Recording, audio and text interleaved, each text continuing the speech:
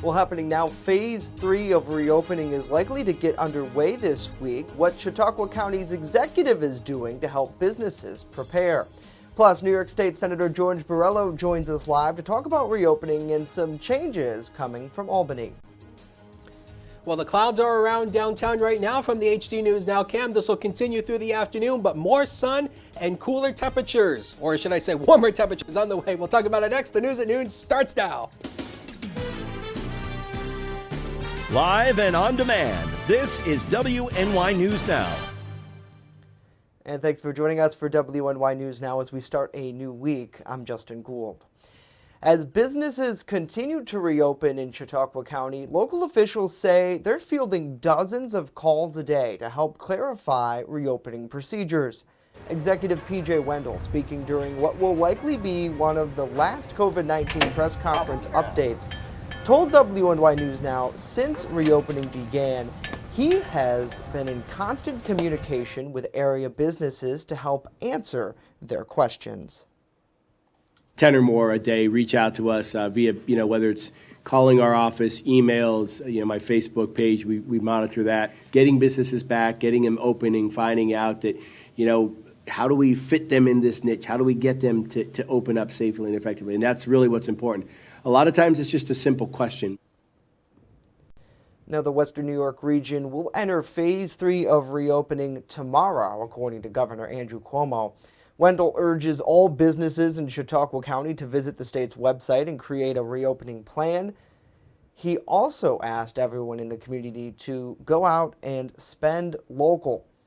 Phase 3 of reopening includes indoor dining and personal care services like nail salons, massage, spa, and tattoo parlors.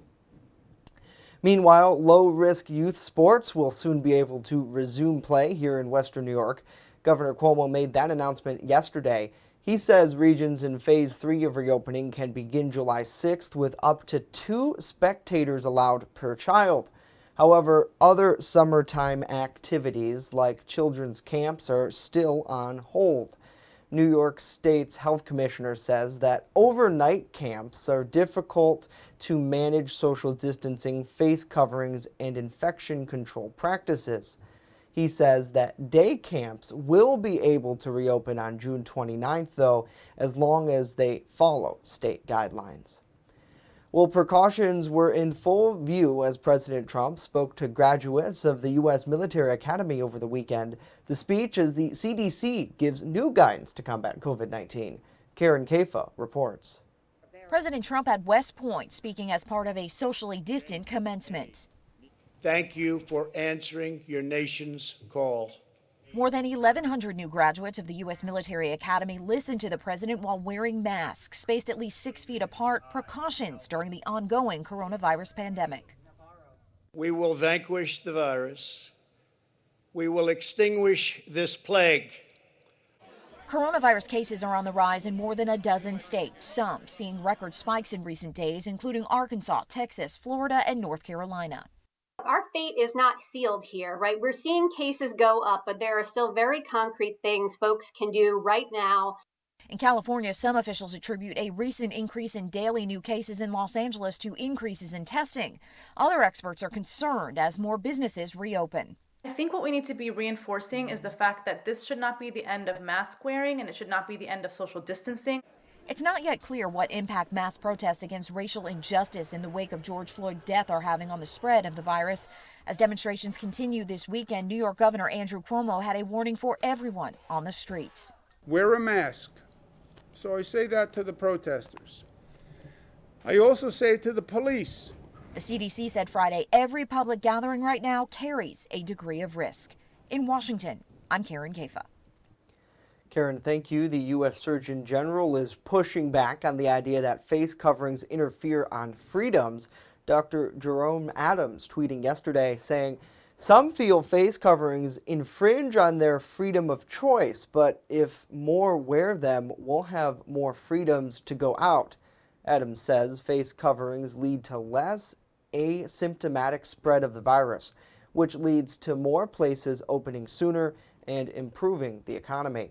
Now, earlier, guidance from U.S. officials didn't recommend masks, but in April, the Centers for Disease Control and Prevention recommended face coverings for the general public where social distancing is difficult to maintain, like grocery stores. Well, Governor Andrew Cuomo has signed a bill affirming the right to record law enforcement activity. The New Yorker's Right to Monitor Act also allows members of the public to maintain custody of any of those recordings they make and the instruments used to make those recordings, meaning items like cell phones can't be confiscated by police purely because they have been used to film an arrest. The governor says transparency is critical to renewing the community's trust and confidence in the police system. State lawmakers have passed several policing reforms following the death of George Floyd and subsequent public outcry for change. Well, students in the Fredonia High School band once again took part in a virtual performance, this time playing tribute to essential workers. In total, more than 400 came together to play tribute to workers during the COVID-19 pandemic. In a performance titled Lean on Us, the band played the late Bill Weathers' Lean on Me. The video include pictures from Fredonia residents thanking those serving on the front lines. Take a look.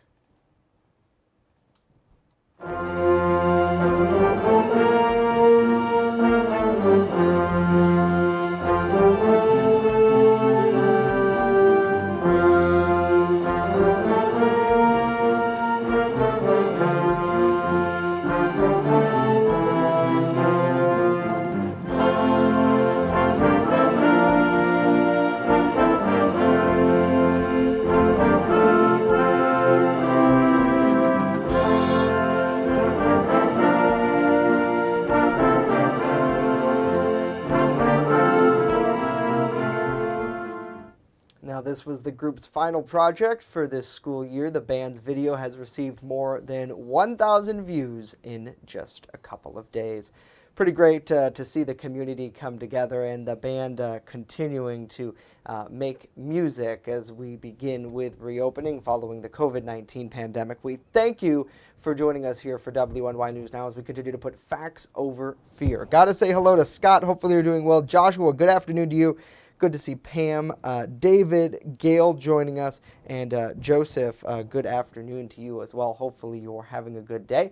Let's switch gears now and get a check of our First Defense weather forecast. That's where we find Chief Forecaster Dakota Hunter. Happy Monday, Dakota. Good to see you. Happy Monday, Jay, and lean on me when you're not strong. That's the only words of the song I actually know off the top of my head. Anyway, here's a live look coming from the Mill Creek Mall in Erie. The clouds have thickened up from where they were this morning, 67. But look at this dew point of 49. That is one of the key factors today. The dew point is still going to remain low throughout much of this week, so it's still going to be a comfortable feeling.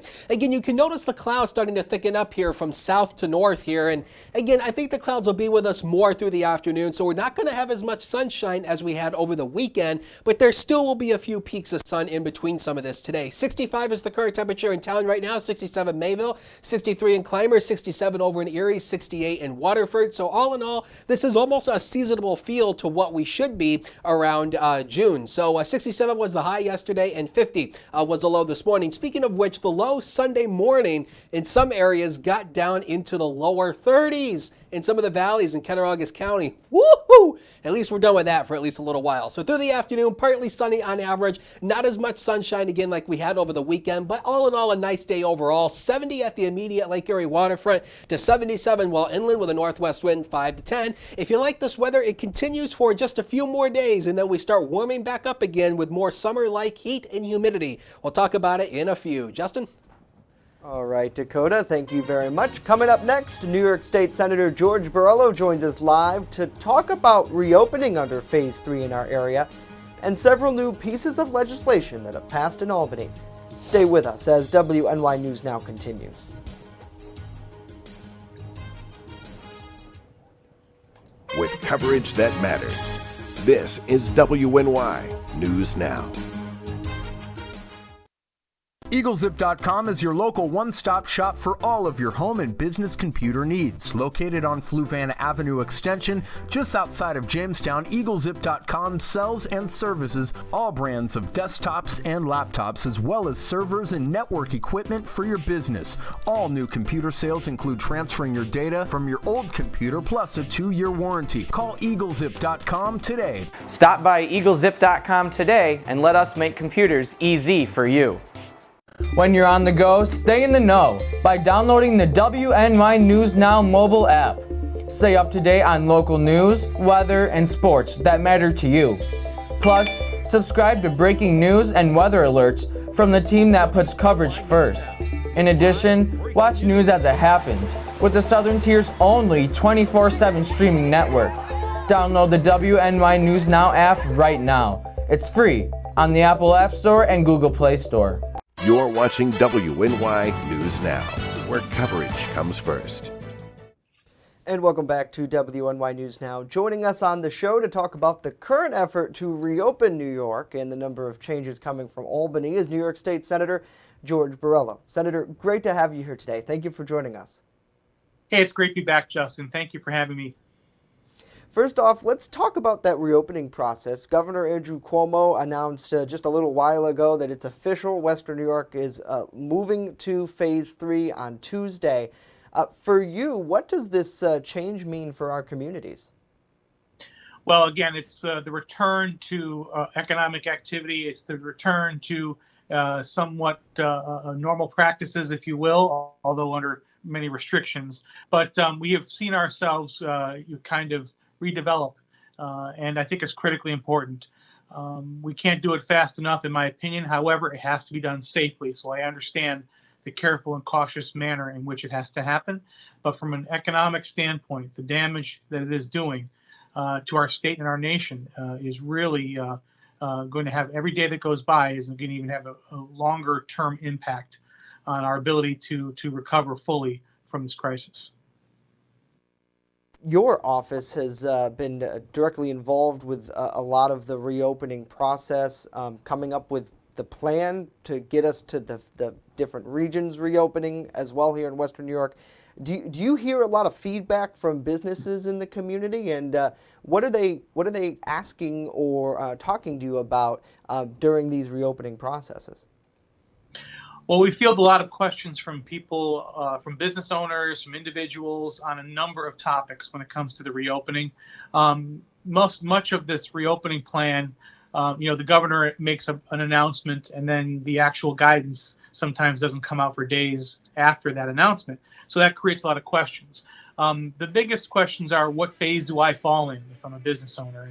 And, can I do this or can't I do that? And unfortunately, most of the guidance that we have received from the governor's office is still vague. And so we are oftentimes engaging with his office, his representatives, to get, rulings, if you will, as to how a particular situation fits into the reopening.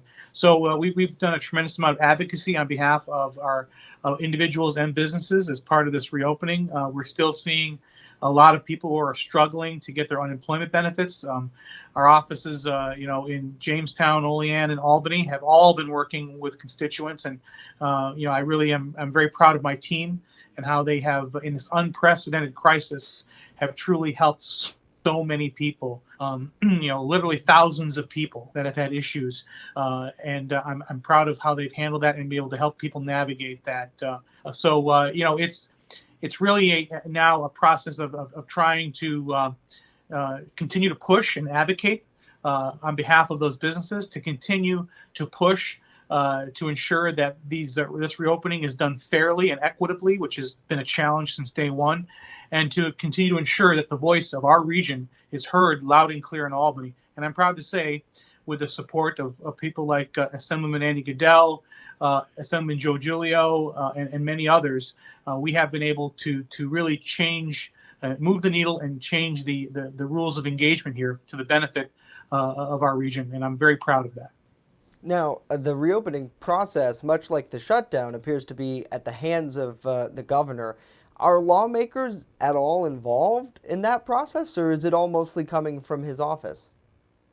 Well, based on the way this was structured, you go back to the March 3rd vote to give him unprecedented power, which I voted against.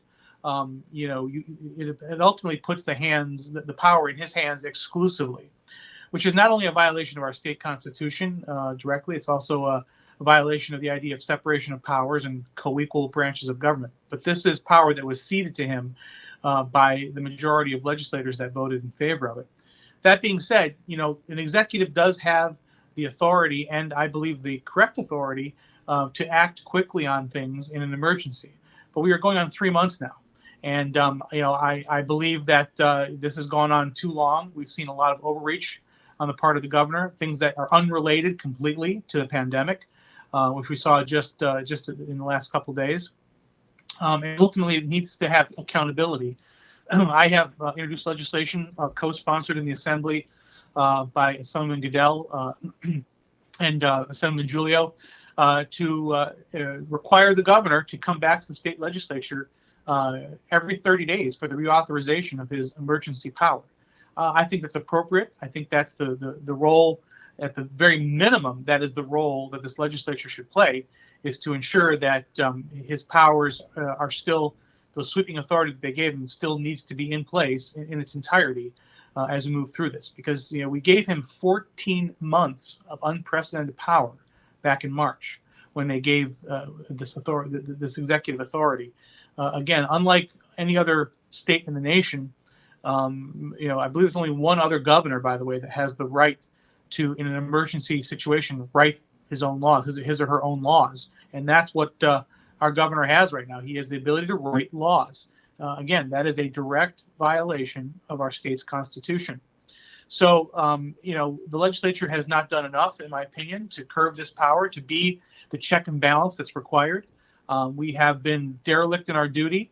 We were in Albany just for a handful of days to pass largely politically charged and unrelated to COVID legislation. We have still failed our small businesses by not providing necessary relief. We've failed our families. We failed our local governments and all of those that are impacted by them by not standing up and not just standing up to the governor, but standing up for those people and ensuring that throughout this process, their voices are listened to, and that legislation reflects that. So I've introduced several pieces of legislation along with my colleagues on both sides of the aisle, I might add, to not only curb his power, but to ensure that things like the unemployment insurance rates, which are going to skyrocket, which is going to be devastating for small businesses, especially as a result of the fact that we had this forced shutdown and these forced layoffs. I mean, I can tell you from my own personal experience as a business owner, my wife and I employ over 200 people normally. We're having a difficult time getting people back to work. And at the same time, the unemployment claims pile up on my wife's desk every day. So that is going to have an impact on insurance rates, unemployment insurance rates, dramatically. And I've introduced legislation to hold harmless businesses for those increases in unemployment insurance experience ratings, is what's referred to, the experience rating that determines what your rate will be for insurance. And there is similar calls in Washington to do the same thing. And this needs to happen because this pandemic was certainly an act of God, but the mishandling of unemployment, the mishandling of our shutdown, that was an act of government. And our businesses and families should not suffer as a result. And you mentioned that there is some sort of Democrat support to the bringing back of the governor's power. How crucial is that going to be in getting that piece of legislation through Albany? Because it was the Democrats who support the governor who originally pushed it through so quickly to give him that power. Well, and I think that because that power was wrapped up with funding to fight the COVID pandemic, that's why so many on both sides of the aisle were reluctant to vote against it. But again, as a veteran of local government and really as a student of what our government should be, the proper role and the separation of powers that is required, I could not support that. And it was difficult for people. But I also said, if you go back to my comments on the floor that night, I said any legislature that would cede this much power to the governor will be very reluctant to take it away. And that's what we're seeing right now. I also said that the sweeping authority would allow him to do things that are completely unrelated to the emergency powers granted to him under this pandemic, and we saw that recently. He just issued an executive order requiring all police departments to basically come up with reforms. It's vague. It doesn't have any requirements. It's threatening local government funding if those changes aren't made. But yet there are no standards that come along with that. So how is this? You may think police reform is needed. I'm not going to argue that point. But how is this related to the pandemic? How is this related to emergency authority granted to him and funding and budgetary powers granted to him to address the pandemic? It's not. So this is overreach by the governor. Again, it goes against not only the Constitution, but it even goes against the spirit of the law that was passed. And that's why there needs to be the return of the co-equal branches of government. And we need to have our state legislature step forward and do its job. And to those that point of changes in law enforcement, one of the biggest last week was the repeal of 50A, which is a section of state law that protected the privacy rights of police officers and first responders, and specifically when they are under investigation themselves. For you, what was the main point that had you vote against that repeal? Because there were a lot of voices out there who said there needed to be some sort of modification to the law, maybe not the full repeal, though. Well, it's the same thing that we faced with bail reform. There was no discussion. There were no meaningful hearings or anything that would have allowed us to have a thoughtful dialogue that included all stakeholders, so that we could have meaningful change. I mean, it is very lopsided. This is the repeal of their civil rights. Now, some would argue that that all of those files need to be public access, but one important difference between law enforcement and others is that unsubstantiated claims, false claims, which police officers receive numerous amounts of false claims of abuse, remain on their record forever. They are never expunged. Other professions, they have different standards. One of the where they are expunged, especially if they're unsubstantiated. There are other states that don't have 50A. That's one of the arguments, that we should repeal it because other states don't have it.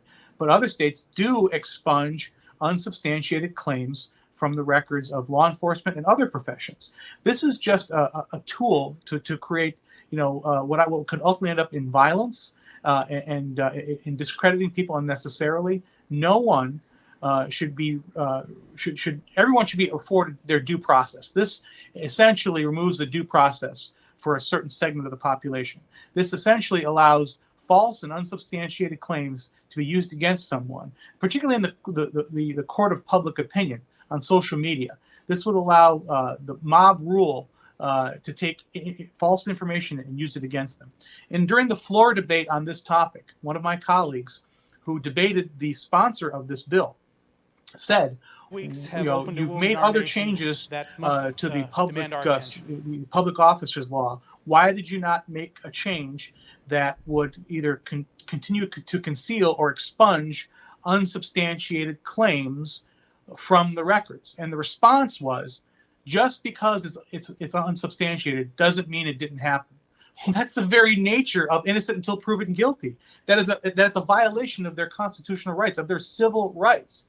How is that not just some kind of a knee-jerk reaction that whether it's intentional or unintentional, will strip them of their civil rights and of their right to due process? That's why I could not support the repeal of it. Once again, like we saw with bail reform, a political hatchet job that is ultimately going to make us less safe and make it very, very difficult for us to have proper law and order in our state. Now, there is a lot of emotion and call for change surrounding Mr. Floyd's death. We've seen it here in Jamestown, where folks are taking to the street in fairly large protests for this area. But we've also seen discussion between officials here in the city, between police chiefs, Sheriff Quattrone and at Chautauqua County's level, speaking directly with them and answering their questions and bringing ideas to the table. Is there anything in the works to try to bring a more balanced approach to these police reforms rather than trying to just rush them through? Or is that the way that we're going to continue to do this now in Albany? Well, I would like to say that there were calls for us to have proper hearings, for us to have discussions and sit down. But it's been all about demonizing people, demonizing law enforcement. And the sides have come down so starkly opposite of each other. But I will say this. When you see peaceful protests like you've seen in Jamestown and other parts of Western New York, with the exception of Buffalo, unfortunately, when you can see people engaging in meaningful dialogue, it gives me hope that we can do this. But to do it in this manner, we are making snap decisions without having all the information and creating potential for devastating unintended consequences is not the proper way. So yes, we should sit down and have that conversation, but it has to include real information. Not rhetoric. It needs to include real conversation, not yelling and screaming at each other. And it needs to include a true and honest effort to have reforms made, not for the purposes of grandstanding, not for the ulterior motives and secret agendas of people that have political aspirations, but for the true reason that we need to make our communities more safe and ensure that at the same time that law enforcement is equitable for everyone. And those particular conversations right now are not happening in Albany. All right, but as you mentioned, they are happening here in Jamestown, so certainly a little light there. Yes. In that. State Senator George Burrell joining us today. Sir, thank you so much for your time and your input on these topics. We appreciate it. Thanks. Great to be back. Now let's get a check of our weather forecast with Dakota.